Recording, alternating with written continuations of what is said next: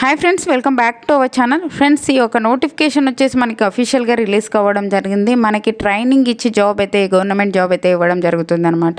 మనకి ట్రైనింగ్లో 50,000 పైగానే మనకి శాలరీస్ అయితే ఇవ్వడం జరుగుతుంది. ఒకసారి ట్రైనింగ్ అయిన తర్వాత మనకి 1,60,000 పైగానే మనకి శాలరీస్ అయితే ఇవ్వడం జరుగుతుంది. సొంత రాష్ట్రంలోనే మనకి పోస్టింగ్ అయితే ఉంటుంది. ఫుల్ డీటెయిల్స్ అయితే వీడియోలో ఎక్స్ప్లెయిన్ చేశాను, చూసి అప్లై చేసుకోండి. ఫ్రెండ్స్, ఈ యొక్క నోటిఫికేషన్ ఫుల్ డీటెయిల్స్ అయితే ఎక్స్ప్లెయిన్ చేస్తాను. ఎవరే కానీ స్కిప్ చేయకుండా లాస్ట్ ఎండ్ వరకు అయితే వీడియో చూసి అప్లై చేసుకోండి. ఈ యొక్క నోటిఫికేషన్ వచ్చేసి మనకి చాలా అరుదుగా అయితే ఒక నోటిఫికేషన్ అయితే రావడం జరుగుతుందన్నమాట. ఈ యొక్క నోటిఫికేషన్స్కి అప్లై చేసుకున్నారనుకో మీకు జాబ్ అయితే కన్ఫామ్గా వస్తుంది. శాలరీస్ కూడా బాగుంటాయి. ఎవరే కానీ మిస్ చేసుకోకుండా లాస్ట్ ఎండ్ వరకు అయితే వీడియో చూసి అప్లై చేసుకోండి. ఈ యొక్క నోటిఫికేషన్ వచ్చేసి మనకి గవర్నమెంట్ ఆఫ్ ఇండియా కింద పనిచేస్తున్నటువంటి MOIL లిమిటెడ్ నుంచి ఒక నోటిఫికేషన్ అయితే అఫీషియల్గా రిలీజ్ కావడం జరిగింది. ఈ యొక్క notification all India citizens male or female ప్రతి ఒక్కరు యొక్క పోస్టులకి అయితే అప్లై చేసుకోవచ్చు. మనకి ఇంపార్టెంట్ డేట్ చూసుకున్నట్లయితే మనకి ఆన్లైన్ అప్లై డేట్ వచ్చేసి ఆల్రెడీ స్టార్ట్ అయిపోయింది.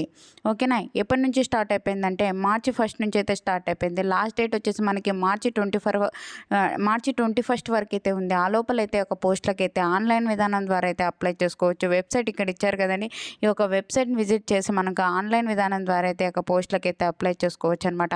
ఇక్కడ వేకెన్సీస్ చూసుకున్నట్లయితే మనకి గ్రాడ్యుయేట్ ట్రైనింగ్ సంబంధించి, అలాగే మనకి మేనేజ్మెంట్ ట్రైనింగ్ సంబంధించి వేకెన్సీస్ అయితే ఇవ్వడం జరిగింది. ఇక్కడ గ్రాడ్యుయేట్ ట్రైనింగ్ విభాగంలో వచ్చేసి మైనింగ్ విభాగంలో, మెకానికల్ విభాగంలో, ఎలక్ట్రికల్ విభాగంలో, జియాలజీ విభాగంలో, అలాగే మనకి ఒక మేనేజ్మెంట్ ట్రైనింగ్ విభాగంలో వచ్చేసి మనకి ఒక మెటీరియల్ విభాగంలో, కాంట్రాక్ట్ మేనేజ్మెంట్ విభాగంలో, ఒక పర్సనల్ విభాగంలో, ఫినాన్స్ విభాగంలో, సర్వే విభాగంలో అయితే మనకి వేకెన్సీస్ అయితే ఇవ్వడం జరిగిందనమాట.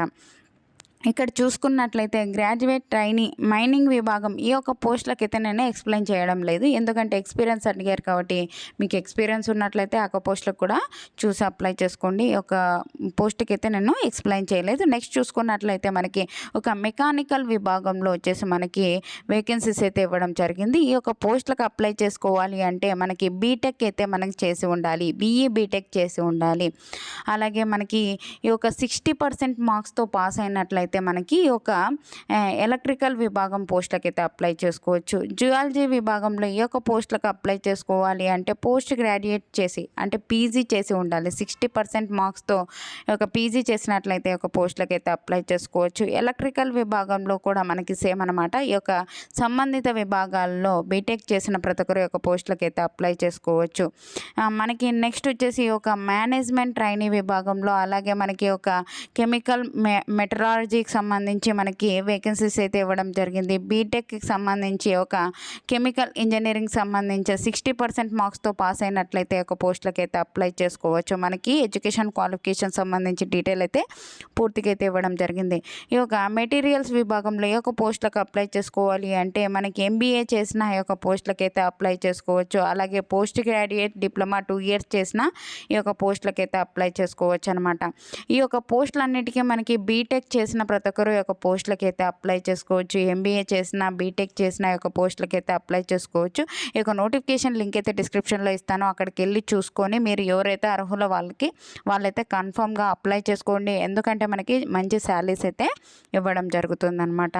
మనకి ఇక్కడ చూసుకున్నట్లయితే ఏ విభాగంలో ఎన్ని వేకెన్సీస్ ఉన్నాయి అని చూసుకున్నట్లయితే మనకి టోటల్ వచ్చేసి 44 అయితే వేకెన్సీస్ అయితే ఇవ్వడం జరిగింది. ఓకేనా? టోటల్ 44 వేకెన్సీస్ అయితే ఇవ్వడం జరిగింది. మనకి ఏ విభాగంలో ఎన్ని వేకెన్సీస్ ఉన్నాయనేది కూడా క్లియర్గా అయితే ఇవ్వడం జరిగింది. General category, EWS, SC, ST, OBC ప్రతి కేటగిరీ వాళ్ళకి వేకెన్సీస్ అయితే ఇవ్వడం జరిగింది.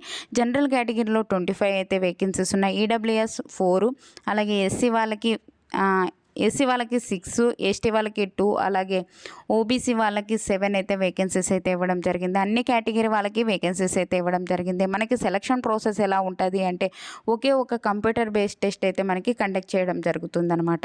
ఇక్కడ చూసుకున్నట్లయితే మనకి సెంటర్స్ కూడా మనకి ఎలా ఉంటుంది అంటే మన 2 తెలుగు రాష్ట్రాల వాళ్ళకి మనకి హైదరాబాద్లో అయితే మనకి సెంటర్స్ అయితే జరుగుతుందన్నమాట. మనకి ఎగ్జామ్ అయితే హైదరాబాద్లో అయితే కండక్ట్ చేయడం జరుగుతుంది. మనకి సెలక్షన్ ప్రాసెస్ చూసుకున్నట్లయితే మనకి ఒకే ఒక ఆన్లైన్ టెస్ట్ అయితే కండక్ట్ చేయడం జరుగుతుంది. అదే computer based test CBT test అయితే మనకి 90 మినిట్స్ పాటు కండక్ట్ చేయడం జరుగుతుంది. మనకి మల్టిపుల్ చాయిస్ క్వశ్చన్స్ అయితే ఆబ్జెక్టివ్ టైప్ 85 మార్క్స్కి అయితే మనకి కండక్ట్ చేయడం జరుగుతుంది. ఏ ఒక్క టాపిక్స్ నుంచి మనకి క్వశ్చన్స్ రావడం జరుగుతుంది అంటే జనరల్ నాలెడ్జ్ నుంచి 10 మార్క్స్కి అయితే అడగడం జరుగుతుంది. రీజనింగ్ నుంచి 10 మార్క్స్, అలాగే మనకి జనరల్ ఇంగ్లీష్ నుంచి 10 మార్క్స్ అయితే అడగడం జరుగుతుంది. అది స్టేజ్ 1కి సంబంధించి. స్టేజ్ 2కి సంబంధించి వచ్చేసి మనకి ఒక సబ్జెక్ట్ నాలెడ్జ్ నుంచి 55 మార్క్స్కి అయితే మనకి క్వశ్చన్స్ అయితే రావడం జరుగుతుంది. ఈ క్వశ్చన్స్ హిందీ ఇంగ్లీష్ లాంగ్వేజ్లో అయితే మనకి రావడం జరుగుతుంది. తెలుగులో అయితే ఉండదండి, హిందీ ఇంగ్లీష్ లాంగ్వేజ్లో అయితే మనకి ఉండడం జరుగుతుంది.